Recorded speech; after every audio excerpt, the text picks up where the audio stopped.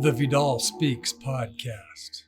Two things I want to talk about. One is that people have to want to be healed. They have to change the diet. They have to make the commitment. They have to want to be healed. And it's almost stupid. But look, people have to want to, they have to come here and make the decision that, look, I want to do this. I want to do that. It's not most of the time, it's not just a one visit thing and all the heck with it. I've done that. It doesn't work. They have to be committed. They have to want to. The other thing is talking to the publisher of Hal Huggins' book called It's All in Your Head. Oh, man, what a book. What a book. He talks about the Gerson therapy like you mentioned. But Hal Huggins got put in jail. He was a good dentist in Florida. He was a smart guy. He learned all this stuff about detox and mercury after his degree. He became this detox specialist in Florida. Some of my clients have seen him and were treated by him. They wind up putting him in jail because he said the wrong thing. The thing he said, from what I heard from the horse's mouth here, is his publisher, is that he said that he could cure cancer. And back in the day, that was a no-no. You can't know. I talked to MDs and they said, well, let me tell you something. It's a neoplasm. There's no cure for it, and we don't know how it comes up. It's a neoplasm that magically appears. And I said, you're full of, you know what? I said, it's a toxicity. It's shutting down the immune system's ability to recognize a cancer cell and kill it. It's based on toxic load in the human body, sometimes on parasites, and that's what we're going to get into right now. Hal Huggins gets put in jail. When he gets out of jail, finally, he dies mysteriously about it, just like that. But, so we talked about mineral deficiencies. We talked about cell membranes. Here's another name, as I'm dropping names, name bombing, or whatever you want to call it. The other thing that we can talk about is, what about Hulda Clark? All chronic disease is based on the parasitic load in the human body. Yeah. When I first read that a decade or 2 decades ago, I said, nah, this can't be. People in the United States don't have that much parasites. That's a load of BS. But two things. One, I found out that they do have a lot of parasites. Two, every single water source in Panama has a parasite. And if you're drinking water here without filtering it down to 0.1 micron, using a Berkey filter or one of these filters, you're going to get a parasite. The parasites in the human body, they steal nutrition. They release toxins. They harbor toxins within them, so that when you kill a parasite, you're releasing a ton of trash into the body and thereby causing more problems of toxicity and inflammation. But those parasites themselves, look, one of the cures for cancer that seems to work that I'm finding out is a dewormer for dogs called Panicure. Now, I can't say that if I live in the United States. I get arrested.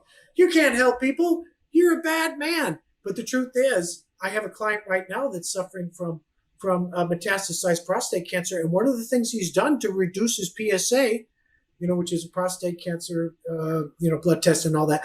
One of the things he's done is take an anti-parasite. Okay. Yeah. And right. he's the parasitic load on the body, and his PSA goes down and he's killing cancer cells. How's that happen? Well, Hilda Clark, she used the Rife machine, and she used a lot of wormwood, which is an herb that's really good for parasites. But I know she used a specific frequency of the Rife machine to specifically work on parasites, right? That's right, called the Zapper. I built one of those. Yeah, that's where cool. You're holding the rods and you're putting a frequency into your body, and it's basically zapping the parasite. Now, when I got into these parasites and I started studying parasitology from a subtropical climate that I live in, people recently, within the past 3 months, are developing these wacky parasite infestations like leishmaniasis from you get bit by a fly and it transfers a protozoan into your blood and it goes through the body and causes all these weird things. And it's requiring multiple visits and multiple treatments and multiple channels for me to kill this other thing. The other one is something called schistosomiasis, another big word. And that is another parasite, I think, from a bug. I think it is from getting bit by a bug. I picked this up on my scans. I kill it. But the inflammatory process, the inflammation that remains in the human body from all the trash from that parasite, takes weeks to months to get over it. So I hear this, well, if you killed this parasite, why do I still have all these problems? And I have to sit down, and then we have to get into a 3-hour conversation in regards to the initiation of inflammation, the turning off of inflammation, how inflammation is formed, what happens with the immune system, and the immune system recognizes a toxic threat and it's attached to a tissue, it attacks the tissue. Turning off the inflammatory condition is a difficult thing. It requires getting rid of toxins, shutting down the inflammatory system, and changing diets, and you've gone all through that. So really, that third thing that I'm glad we talked about, I remember to talk about it, and so on, and is getting rid of those parasites, which creates a lot of inflammation, steals nutrition from the human body.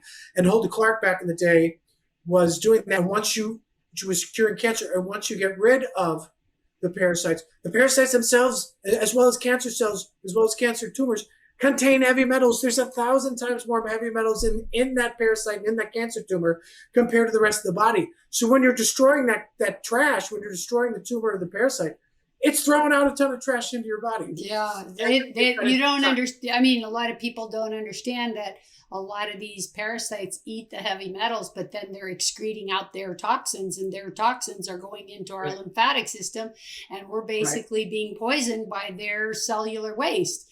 So that's why you have to just continually work on detox. I'm curious, how do you determine whether a person has parasites? What kind of tests do you do? Okay. Here in Panama, you'll see a lot of people going for fecal analysis, but it is just not conclusive. We use scanning. We use the Generator X from Swookie through software. When you run a scan, you're running through all the frequencies of 41,000 to 1.8 million hertz, and we'll cover this in greater detail if we do a Rife talk. When you're doing that, certain frequencies resonate with certain parasites. And unfortunately, oftentimes there's like 5 different forms of a parasite, which means I'm picking up frequencies of different larval forms and eggs and adults. And it's a freak show.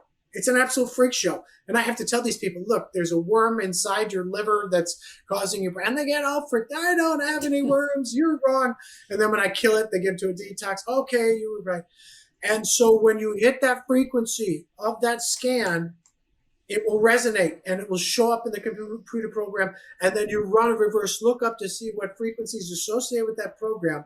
And it comes up, look, this is a major resonance. This is the parasite. And there's 1,000 of them. You know, all the time I get people coming in, diarrhea, constipation, intestinal problems, liver, non-functioning livers, insomnia. And a lot of the times there's a parasite involved in it. That's why I'm a big fan of Hulda Clark. And back in the day, I rejected it. But I wasn't, I was naive back in the day when I first started studying medicine. I've come 1,000 miles from where I was, and I really studied the hell out of these parasites and look at what they're doing to people, and I can kill them. The easiest thing and the best thing I do for people is to kill bad bacteria, viruses, parasites in the human body. And that may be one of the most traumatic recoveries that a person can have using Rife technology. One of the things I've done that's been phenomenal is to kill shingles virus. And for people that have decades-long infections, and when I kill it, the next day they're fine and they get freaked out. And we can get into further along that lines, I suppose. I'm so interested. We'll do a whole, we're going to do more episodes. I mean, this episode here will be broken down, but I'm looking forward to doing one completely on the Rife machine and just how you use it. But is the frequency... it's the frequency that you're using to kill the virus, right? It's the frequency of the machine. Right. Yeah. Okay, sure. This is just quickly, and we need to go over this again in another episode. But anyway, look, if I have a glass in my hand and you hit a high C note, it smashes. What you'll find is because it's a resonant frequency of the glass, it shakes the molecules and they just explode. Same thing happens with the parasite. It's got a resonant frequency, and it could be the DNA, it could be the cell membrane, it could be something with that parasite that destroys it, but you'll find it disintegrates. A couple of more things we should probably talk about for Mercury before we go, because I've just researched the heck out of it over so many years and the environment. One of the studies that I've got to go over, that is one of the most definitive studies in the history of the human race, is when these scientists went up into Wyoming, they drilled a hole through the glacial core, they pulled it up, and they looked at the mercury levels in this glacier core over time, basically ice, right? A glacier. And what they determined was the second biggest mercury input into the atmosphere was solely from California during the gold rush. Now, in the environment, there's a gold rush going on, but it's not in California. It's going on over the entire planet. It's because of the $2,000 an ounce or whatever it is gold.